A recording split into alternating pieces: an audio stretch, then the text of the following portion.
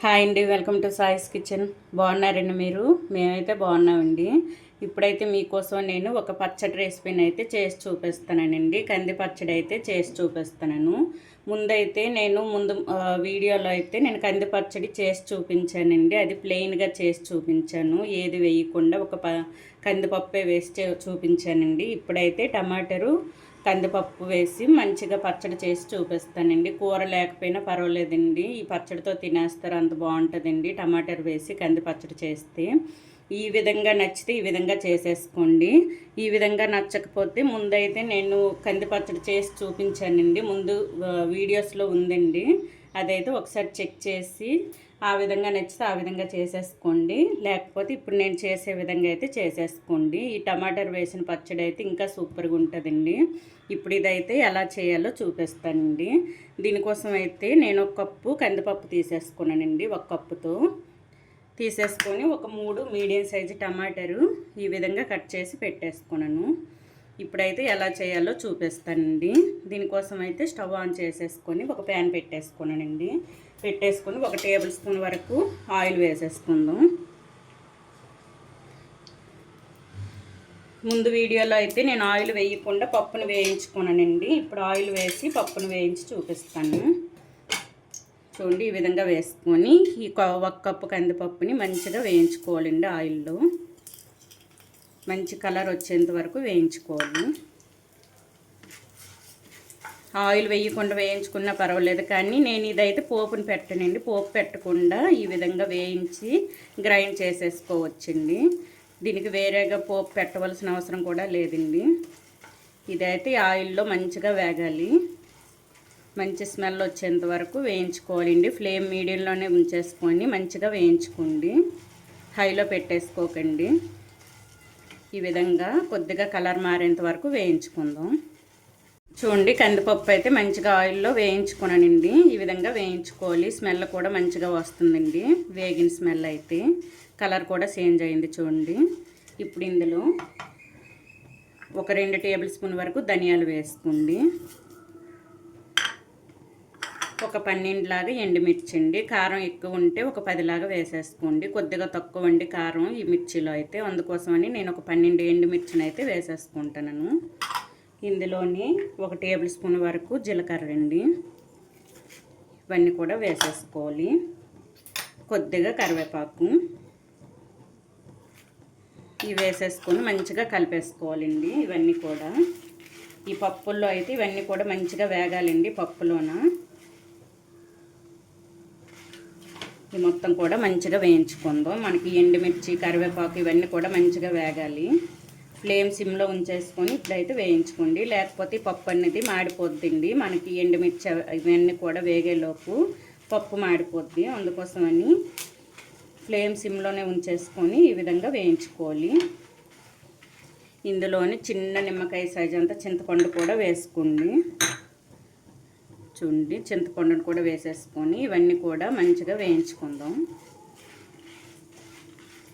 చూడండి, మనకి ఎండుమిర్చి ఇంకా ధనియాలు జీలకర్ర అన్నీ కూడా మంచిగా వేగాయండి పప్పులో అయితే. ఇప్పుడు ఇదైతే ఒక ప్లేట్లో తీసేసుకుందాం.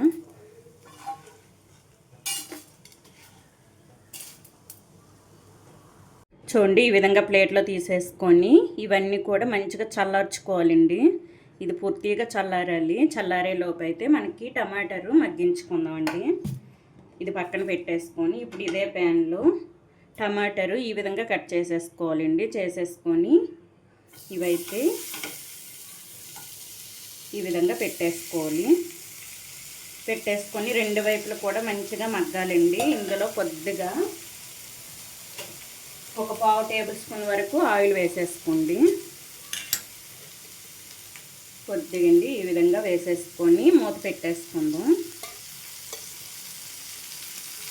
మూత పెట్టేసుకొని ఈ తొక్క వీడేంత వరకు ఇవైతే మగ్గించుకోవాలండి.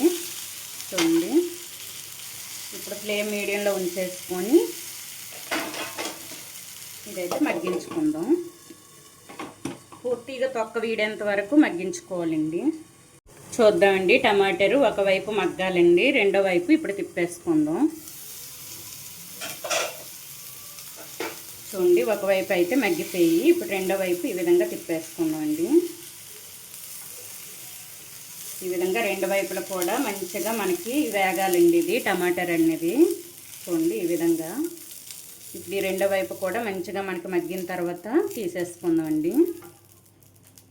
ఇప్పుడైతే మూత పెట్టేసుకుందాం. రెండో వైపు తిప్పేసుకొని ఈ విధంగా మూత పెట్టేసుకోవాలి. చూద్దామండి టమాటర్ మనకి మగ్గిందో లేదో. చూడండి రెండో వైపు కూడా మంచిగా మగ్గింది. చూసారా, తొక్క కూడా మనం వేడి చేసేసరికి వచ్చేస్తుంది. చూడండి ఈ విధంగా వచ్చేస్తుందండి తొక్క కూడా.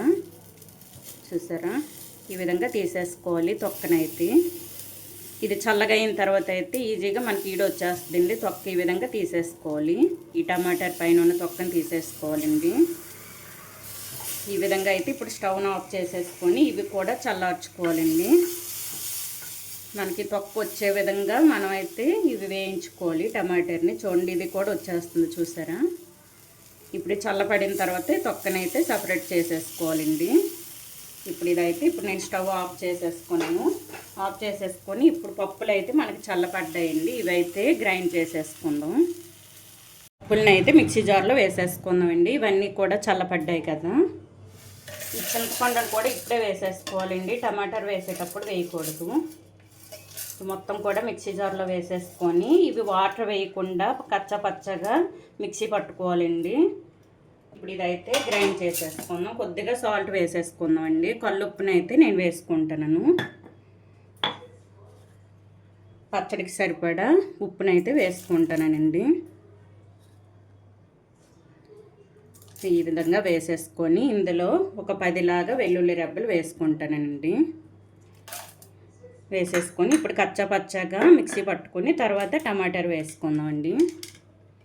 ఇది వాటర్ వేయకుండా మిక్సీ పట్టుకోవాలి. ఇప్పుడు చూడండి పప్పునైతే ఈ విధంగా గ్రైండ్ చేసేసుకోవాలండి కచ్చాపచ్చాగా.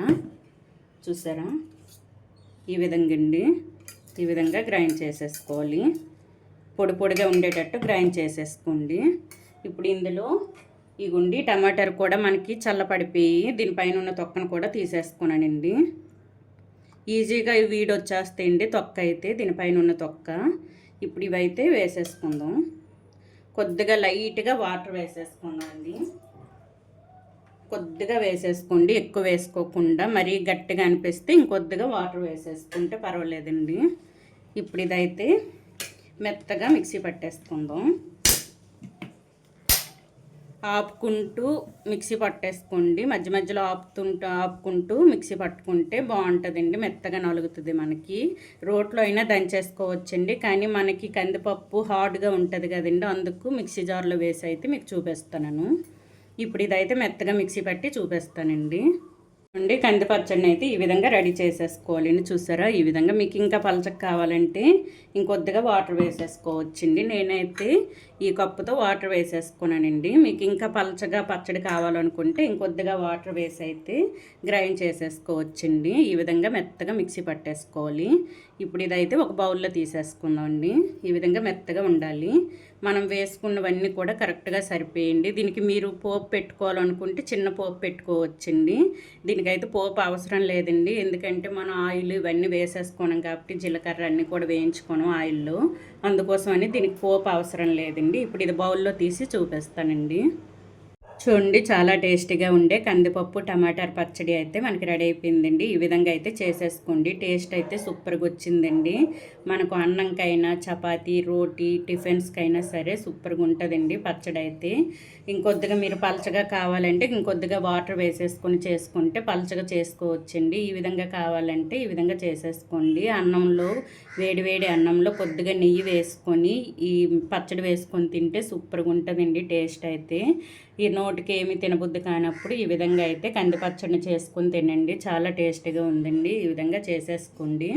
ఈ కందిపప్పు టమాటార్ పచ్చడి రెసిపీ కనుక మీకు నచ్చినట్లయితే అండి లైక్ చేయండి, షేర్ చేయండి, నా ఛానల్ను సబ్స్క్రైబ్ చేసుకోండి. ఓకే, బాయ్ అండి.